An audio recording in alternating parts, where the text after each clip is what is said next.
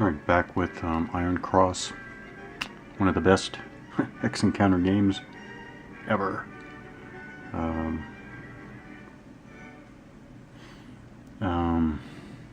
Unfinished in some ways, but actually kind of surprising to me the degree to which it was, I guess, developed over 3 games. So there's Combat, which I own, which I almost feel like I should have started this time instead of playing this Iron Cross scenario. I almost think I should have pulled out Combat again and played one of the Combat scenarios using the Iron Cross rules. So I still believe, as far as I can tell, the Iron Cross rules are definitely the rules for me to play with. Quite good, actually, especially given that they're strategy and tactics magazine rules. But then, so there's Combat, there's this one, Iron Cross, and then there's the Pacific War one, which I actually don't own yet, which I would like to own. So I guess maybe I should keep an eye out for that.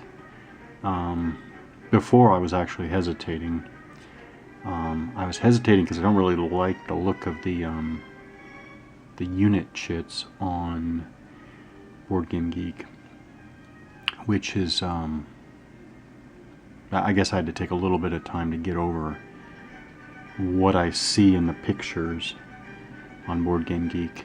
That's Battle Cry. So Battle Cry is the Pacific Theater installment of this design. Okay. Again, kind of a family of games. This game just, by definition, generates so much to talk about. So first of all, let me go back. So this is a break. I know last time, I'm looking at my markers here, so it's now the 5th phase of the first turn, German player turn, right here. German player turn, turn 1, 5th phase. So that means that we're going to be talking about the defensive fire phase next. That's the 5th phase of the player turn. But I know in the last phase, the 4th phase, the reaction movement phase, I know I tried to observe with the medium machine gun here. Tried to observe the Soviets here in this. I guess I can call it a hill hex. It's just still considered at. Okay, I'll call it a hill hex, but it's still considered at level 0. I wonder. Hill, level 1 hill. No, it's not a level 1 hill, because level 1 hill, of course, has all of the different values that come with that. All right, so the picture is a hill, but it's considered clear. Okay, that's kind of odd. No, that's not odd. I'm not going to talk about it now, but in my mind, I was working through how to handle these elevations. Basically, down here where you have these split hexes with the 2 levels, which the rules very clearly say. See, this has level 0 and level 1. This is clearly, definitely, the rules are very clear. This is considered a level 0 hex, which therefore makes it not a level 1 hill hex. And I know why I cleared this in my own mind, because I think these hexes down here, even though the drawing is so stark, I think it's the elevation change is really, really slight here. Then it gets much more steeper, and even maybe more steeper up here when you get up to level 2. I think that's the idea. So, okay, anyways. So actually, if I were looking from here, if I was here with the medium machine gun in their position, here in the tree hex here, or it's a clear hex with a tree, so let's just say they're hiding behind the tree.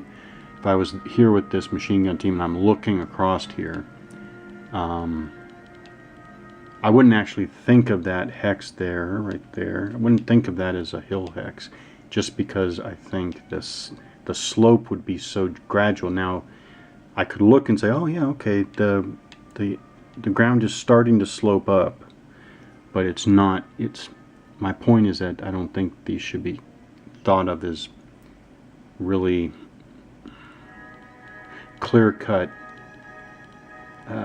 slopes, and I don't think all these slopes should be considered the same. Okay, anyways.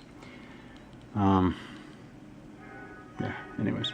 But I went through the details of observing because I declared opportunity fire and they simply failed to observe, which, by the way, I have to remember that in some cases at least, you can still fire without observing. Now I'm thinking, I never, So if I declare the attack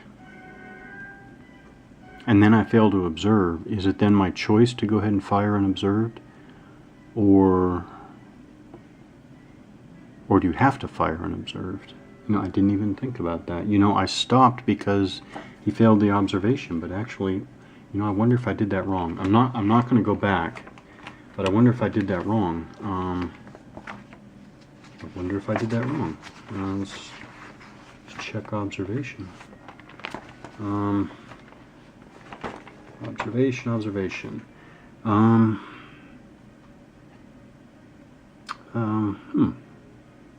A failed observation attempt does not always prevent the units in the observing hex from firing. See 23.3. Observation effects. AT fire must always be directed at an observed target. Okay, this is not AT fire. Units using AP fire are not required to observe. If firing AP firepower into an unobserved hex, the firepower total is halved. That doesn't really help me. Now this is a machine gun, which, by the way, I don't think I mentioned this before, but this machine gun is, it's spray fire. It's using spray fire. AFVs and MGs do not have to observe target hexes that are buildings to fire their full AP fire factors. For all other terrain types, they are subject to 23.32, which is having the firepower. Okay. Machine guns using fire lanes or spray fire attacks never have their AP fire halved because of unobserved target hexes. So does that mean